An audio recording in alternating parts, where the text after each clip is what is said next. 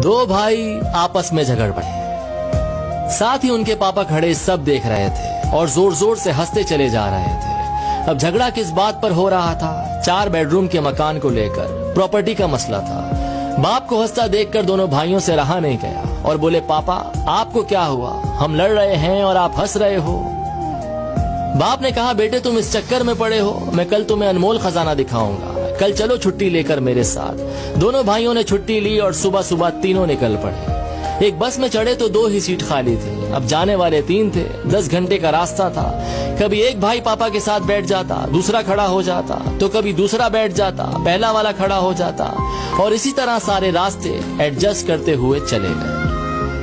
गांव पहुंचे तो पापा उन्हें एक पुरानी हवेली पर ले गए। देखा तो हवेली खंडर हो चुकी थी। कबूतरों ने घोंसले बना लिए थे, झाड़ियां उगाई थी। ये देखकर पापा इमोशनल हो गए, रोते चले जा रहे थे और उनसे कहते चले जा रहे थे कि देख रहे हो हवेली, इस हवेली में तुम्हारा बचपन बीता है। इस हवेली के लिए मैंने अपने बड़े भाई से लड़ाई लड़ी, एक दूसरे को मरने मारने पर उतर आए थे, जैसे कल तुम लड़ रहे थे।